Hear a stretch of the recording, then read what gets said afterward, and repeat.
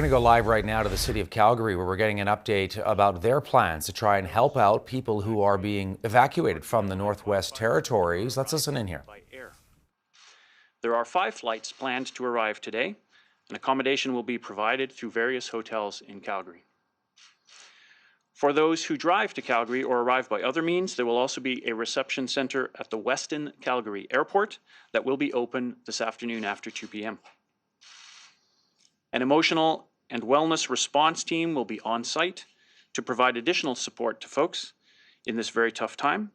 And additionally, we are working with our partners and our city shelters to accommodate pets with shelter or supplies as needed. To the evacuees, when you first arrive, someone will greet you. They will do a quick assessment of what kind of help you need, and we will get you the right supports. In addition to those who arrive on their own, Alberta Health Services has worked closely and collaboratively with the Northwest Territories to support evacuation efforts for continuing care residents. And to date, they have managed to place 45 Northwest Territories residents in continuing care spaces throughout Alberta. This includes addiction and mental health, home care, public health, Indigenous wellness, and pharmacy supports.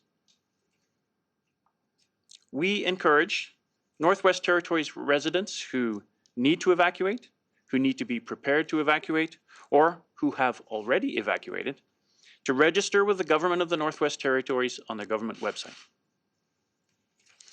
In addition, as of Thursday, August the 17th, Canada Task Force 2 has deployed 10 personnel as an incident management team in support of the Yellowknife wildfires at the request of the Alberta Emergency Management Agency and the government of the Northwest Territories.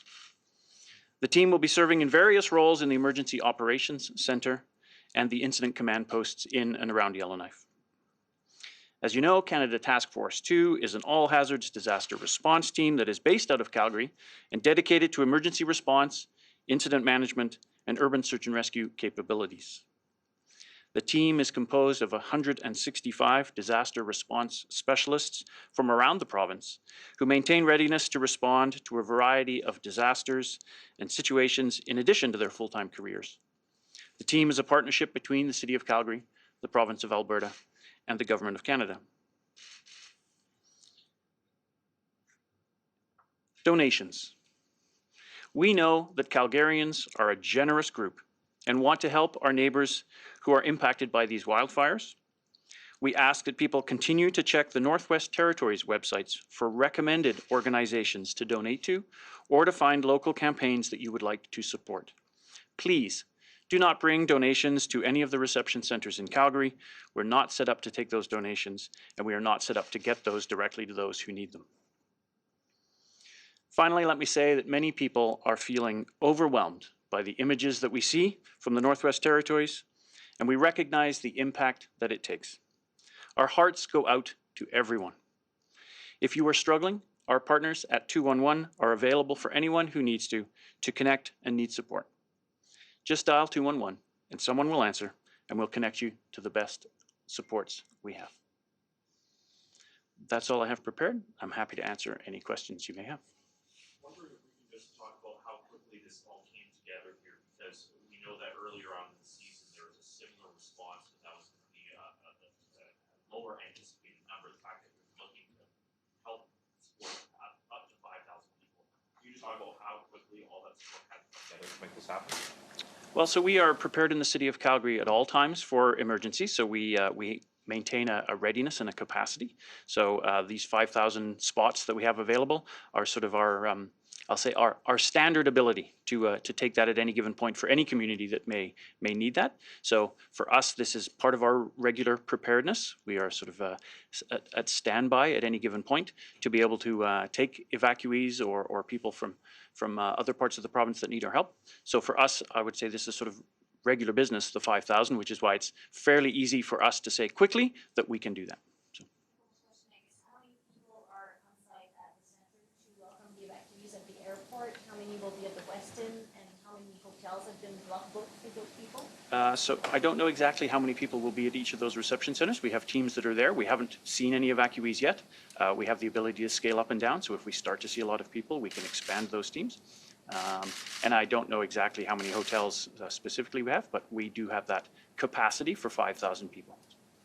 But hotels have been block booked already for those arriving today. Yes, so we have the team, as I said in my notes, the EOC here is open. The emergency social support team is making those connections, and we have that capacity.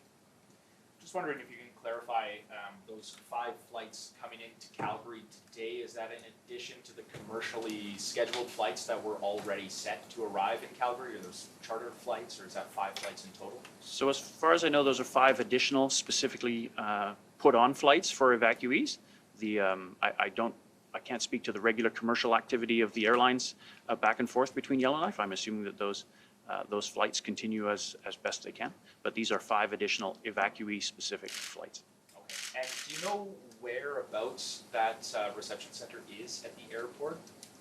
I don't know where on the airport property it is. What we can tell you is that it will not be accessible to media for the evacuation Okay. center. So you can't go into the evac center. You have to wait in the areas after folks come out, should they choose to come and see them. Okay. But it will be, I'm sure it will be clearly marked, and we will have people waiting specifically for those flights so that evacuees don't have to wander the airport looking for it. We will be able to welcome them directly and get them the assistance that they need. Is 5,000 going to be enough, do you think? Well, so I think we have seen a number of municipalities open up their reception centers to welcome people. So I think between the 5,000 that we are willing to accept and the other municipalities, we have the capacity to take as many evacuees as we need from Yellowknife. So My understanding that certain people from different communities have been told to check in at different reception centers like Red Deer or Leduc. If someone shows up here, is there any danger of them being turned away? no. So we want, as I said in my notes, we want everybody to make sure that they have registered with the Northwest Territories government website. And then once they get here, we want to know that they're in Calgary. So we would ask that they register at either the airport if they come by air, or at the Calgary Weston Airport if they come in by ground, so that we know who is here in the city. But we will not turn anybody away, no. What kind of assistance will they receive when they arrive? I mean, I know when we had the floods, people were given like cards for food, that sort of thing. Is this part of what you'll be doing? Yeah, so we will be making sure that we connect them to the resources that they need. So if they need somewhere to stay, we will find them accommodations. If they need food assistance, we will make sure that they have the resources that they need so that they don't go hungry. Everybody has a specific need, and everybody's different, so it's kind of hard to blanket what everybody needs to be the same, but I'm sure the government of the Northwest Territories is putting out the assistance that they can, and that's why we asked them to go to the Northwest Territories government website to make sure that they understand what is available to them from the government, and then once they arrive here in Calgary, we will do our absolute best to make sure that they are accommodated in the way that they need with the resources that they specifically need here. Just one more question. Explain the need for mental health professionals being on.